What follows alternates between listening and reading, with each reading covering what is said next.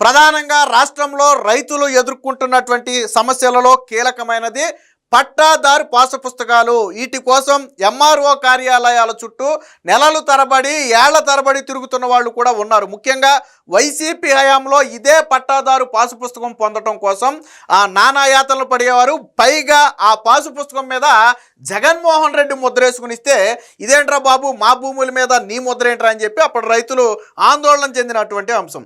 So Chandrababu గారు అప్పుడు ప్రతిపక్షంలో ఉన్నప్పుడే హామీ ఇచ్చారు. గతంలో పాత పుస్తకాల మాదిరి రాజముద్రతో మీకు పాస్ పుస్తకాలు ఇస్తామని చెప్పారు. ఇచ్చిన మాటకు కట్టుబడి ఇప్పుడు జగన్మోహన్ రెడ్డి ఫోటో ప్లేస్లో రాజముద్రతో జనవరి 2వ తారీఖు నుంచి 9వ తారీఖు అంటే ఈ వారం రోజుల వ్యవధిలో దాదాపుగా 21 లక్షల పాసు పుస్తకాలు అయితే పంపిణీ చేయబోతున్నారు. ఇది ఆషామాషి వ్యవహారం కాదు. ఇప్పటి వరకు ఎవరైతే పాసు పుస్తకాల కోసం ఎంఆర్ఓ కార్యాలయాల చుట్టూ కాళ్ళు అరిగేలాగా తిరిగారో ఇక మీ అందరికీ తక్షణమే పాసు పుస్తకాలు రాబోతున్నాయి. జనవరి 2 నుంచి 9 వరకు 21 లక్షల పాసు పుస్తకాలు పంపిణీ చేయాలని చెప్పి రెవెన్యూ డిపార్ట్మెంట్ అయితే ఒక లక్ష్యంగా పెట్టుకుంది. దీని మీద ఇప్పటికే చంద్రబాబు గారు కూడా చాలా స్పష్టమైన ఆదేశాలు కూడా ఇచ్చారు. అలాగే అవసరమైతే రిజిస్ట్రేషన్ చేసుకున్న తర్వాత ఆ పాసు పుస్తకాలను స్వయంగా కొరియర్ ద్వారా రైతు ఇంటికే పంపాలనే అంశాన్ని కూడా గతంలో చంద్రబాబు గారు చెప్పారు. ఆ అంశం కూడా పరిశీలనలో ఉంది.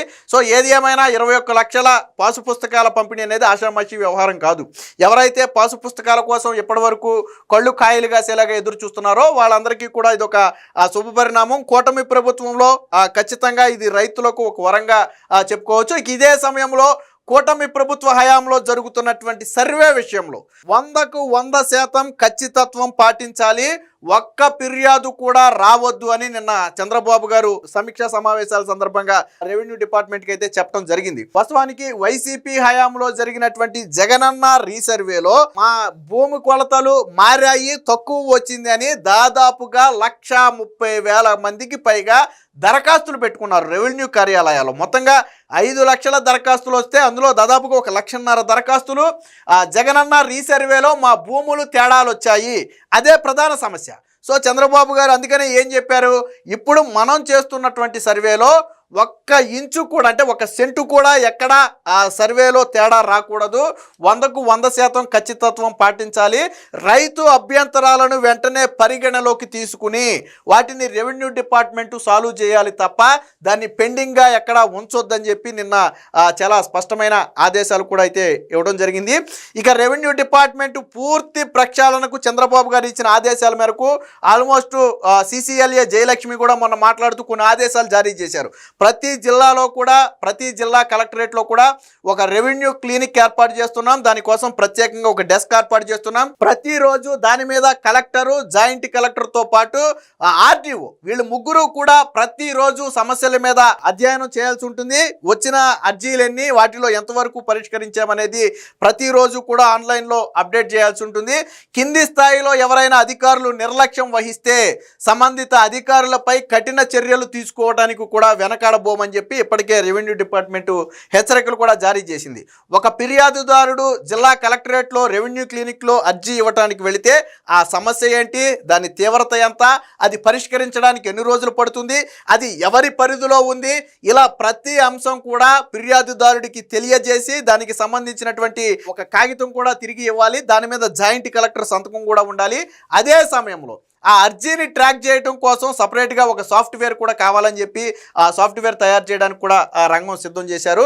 ఫైనల్గా అర్జీ క్లోజ్ చేసిన తర్వాత ఫిర్యాదుదారుడి స్పందన కూడా తీసుకోవాలి. అంటే అధికారులు తూతూ మంత్రంగా పరిష్కరించకుండా క్లోజ్ చేసేసారా లేదా ఫిర్యాదుదారుడు సంతృప్తికరంగానే సమస్య పరిష్కారం అయింది అనేది కూడా పరిశీలించాల్సి ఉంటుందని చెప్పి మొన్నే నిబంధనలు కూడా ఇవ్వడం జరిగింది. సో మొత్తంగా రెవెన్యూ శాఖ ప్రక్షాళన అనేది పూర్తి స్థాయిలో జరుగుతుంది. ఇక 22A భూములు ప్రధానమైనటువంటి సమస్య 22A ఇది వైసీపీ హయాంలో ఎక్కువ జరిగింది. ఎప్పుడైతే వైసీపీ తమకు దక్కని భూములన్నిటినీ కూడా 22A కింద అంటే నిషేధిత జాబితాలో చేర్చడం వల్ల ఆ రైతులు తీవ్ర స్థాయిలో ఇబ్బంది పడ్డారు. దాదాపుగా ఈ 22Aకి సంబంధించినటువంటి దరఖాస్తులే 1,00,000కు పైగా వచ్చాయి.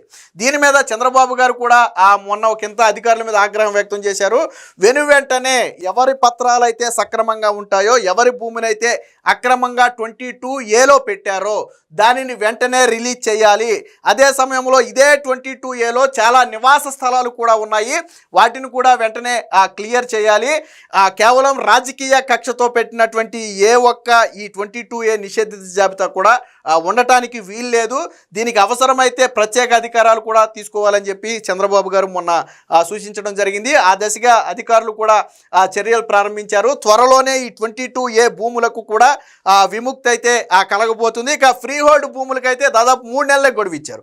ఏదైతే ఫ్రీ హోల్డ్ భూములకు సంబంధించి రైతులు ఇబ్బంది పడుతున్నారో వాటి సమస్యలను 3 నెలల్లో పరిష్కరించాలని చెప్పి ప్రత్యేక కార్యదర్శి, రెవెన్యూ శాఖ ప్రత్యేక కార్యదర్శి అయినటువంటి సాయి ప్రసాద్కి అయితే ఈ బాధ్యతను అప్పగించడం జరిగింది. సో మొత్తంగా రెవెన్యూ డిపార్ట్మెంట్ మొత్తం కూడా ప్రక్షాళన దశగా ముందుకు వెళుతుంది. దీనికి సంబంధించి అధికారాలు జాయింట్ కలెక్టర్ దగ్గరే అధికారాలన్నీ ఉండటం వల్ల కొంచెం డిలే అవుతుందని చెప్పి దాన్ని కొన్ని అధికారాలను ఆర్డీఓకి, మరికొన్ని అధికారాలను తహసీల్దార్కి కూడా బదిలీ చేయడానికి ఇప్పటికే మార్గదర్శకాలు కూడా విడుదల చేశారు. దీనికి సంబంధించినటువంటి వార్త ఒకటి వచ్చింది, ఒకసారి చూద్దాం. 2 నుంచి 21.80 లక్షల పట్టాదారు పాసు పుస్తకాల పంపిణీ, అంటే దాదాపుగా 22 లక్షల పాసు పుస్తకాలు అయితే పంపిణీ చేయబోతున్నారు. రాష్ట్ర రెవెన్యూ శాఖ మంత్రి సత్యప్రసాద్ వెల్లడి. వచ్చే నెల 2 నుంచి 9 లోపు రాష్ట్ర వ్యాప్తంగా 21.80 లక్షల పట్టాదారు పాసు పుస్తకాలు పంపిణీ చేస్తామని రెవెన్యూ శాఖ మంత్రి అనగాని సత్యప్రసాద్ తెలిపారు.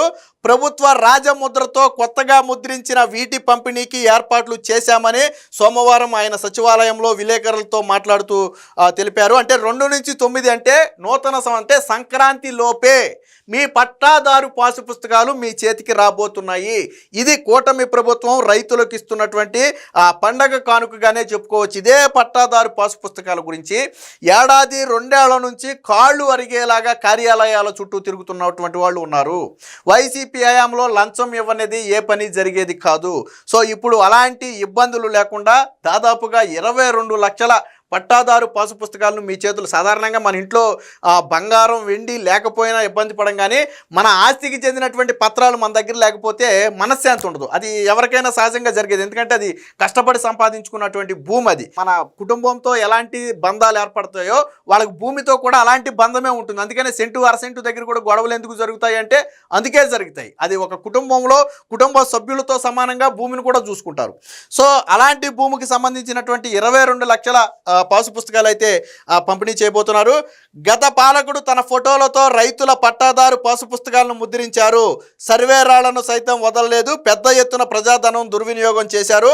ప్రస్తుతం పంపిణీ చేయనున్న పాసు పుస్తకాల్లో తప్పులేమైనా దొరికితే వెంటనే సరిచేయాలని అధికారులను ఆదేశించాం.